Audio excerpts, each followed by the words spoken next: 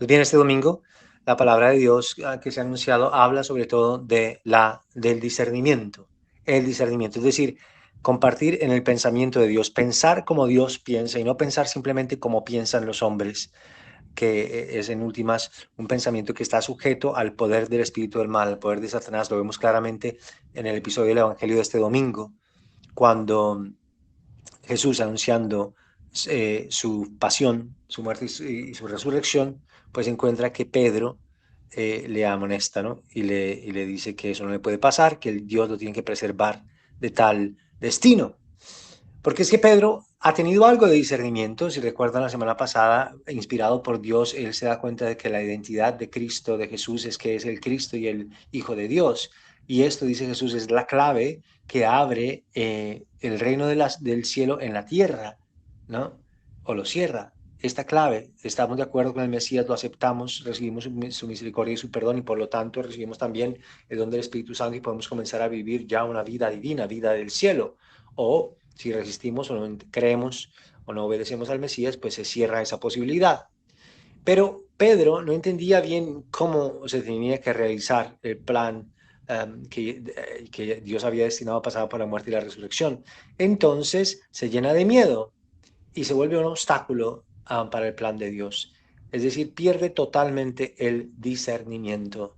Deja de pensar como Dios piensa, piensa como piensan los hombres. ¿Y cómo pensamos los hombres? Pues muchas veces pensamos los hombres en términos de que existe un límite, ¿eh?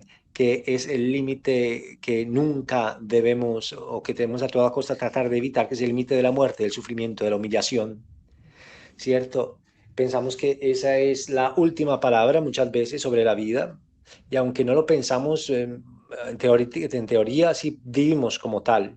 Y por eso también decimos como Pedro que el Dios nos tiene que preservar de todo obstáculo, de todo sufrimiento, de toda contrariedad, y que no lo puede permitir.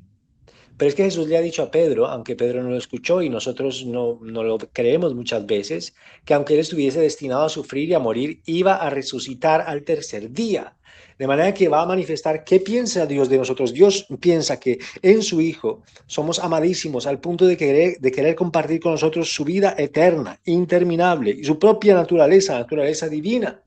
Y por eso ha pensado que la cruz de su Hijo tiene el poder para destruir la muerte y para revelar la resurrección y la vida que espera a todos los que sigan al Hijo.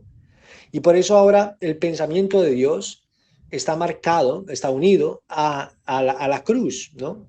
Por eso ahora la cruz se convierte en una experiencia que nos llama a negarnos para seguir a Cristo, para encontrarnos con Cristo y seguirle y reinar con Él incluso. Hay un poder en la cruz, es decir, en el sufrimiento, la contrariedad y la muerte que se aceptan con amor. Esa es la experiencia en la que estamos llamados a perder nuestra vida para encontrarla.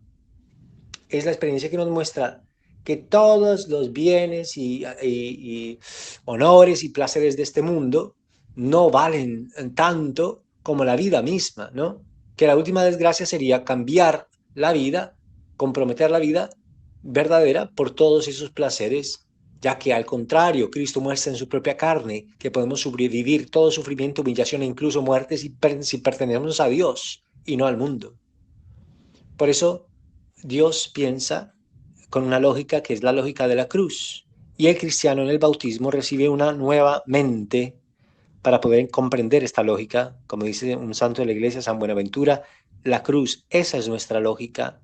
Evidentemente es una lógica que supera totalmente la mentalidad humana y el entendimiento humano, porque cuando estamos sufriendo lo último que pensamos es que Dios nos ama. Y sin embargo, así es. Y sin embargo, se manifiesta de manera más poderosa, ¿no? Que llevamos un tesoro de amor infinito en nuestra vida, precisamente cuando también experimentamos que lo llevamos en vasos de barro, en una dimensión de existencia pues que está sujeta al sufrimiento, a la limitación todo el tiempo. Pero vemos ya en la palabra que todas las palabras que se pronuncian este domingo que hablan de la misma lógica. Por ejemplo, Jeremías dice, habla del discernimiento, ¿no? De poder pensar como Dios piensa en términos muy, muy interesantes. Él dice, dejarse seducir por Dios, dejar que Dios sea más fuerte que uno, permitir que su Espíritu Santo se vuelva en nosotros un fuego irresistible, aunque esto nos gane la burla y la risa de muchas personas que no comprenden, que nos atacan, aunque nos volvamos un objeto de desprecio, ¿no? y de, y de, y de sufrimiento, pues aunque experimentemos la cruz. Dice también el salmista, hablando en la misma lógica, tu gracia, Señor, es decir, tu amor gratuito, Señor, vale más que la vida. En verdad, Cristo crucificado, totalmente unido al amor de Dios y resucitado por nuestros pecados para darnos una vida nueva, nos muestra que es verdad, la gracia de Dios vale más que esta vida, porque es la clave para la vida eterna. San Pablo, por ejemplo, habla muy claramente de la fuente del discernimiento. Dice, ¿cómo descubrir cuál es la voluntad de Dios? ¿Qué es lo que es bueno? ¿Qué es lo que Dios quiere? ¿Qué es lo que es perfecto a sus ojos? Ofrézcanse como sus cuerpos como un sacrificio santo y agradable a Dios. Es decir, lo que hizo Cristo en la cruz, se ofreció a sí mismo. El secreto no está en el sufrimiento por el sufrimiento mismo, o en la contrariedad por la contrariedad, sino en tener un corazón lleno de confianza en el Padre que dice, aquí estoy para hacer tu voluntad. Yo me entrego plenamente a ti, no tengo miedo, ningún obstáculo, ninguna contrariedad va a dejar que yo me arrepienta, digamos, cambie en mi decisión libre de entregarme. Cuando Dios ve esa libertad en un alma, Él le comienza a revelar su voluntad.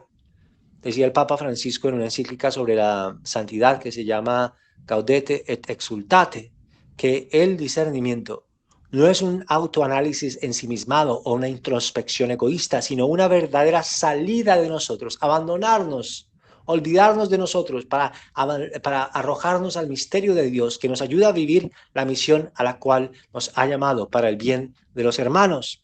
Y aunque es verdad que eso a veces da miedo, también dice el Papa, hace falta pedirle al Espíritu Santo que nos libere y que nos expulse ese miedo que nos lleva a vetarle la entrada a Dios en algunos aspectos de la propia vida. Si Él es Dios, no hay que ponerle barreras. El que lo pide todo también lo da todo.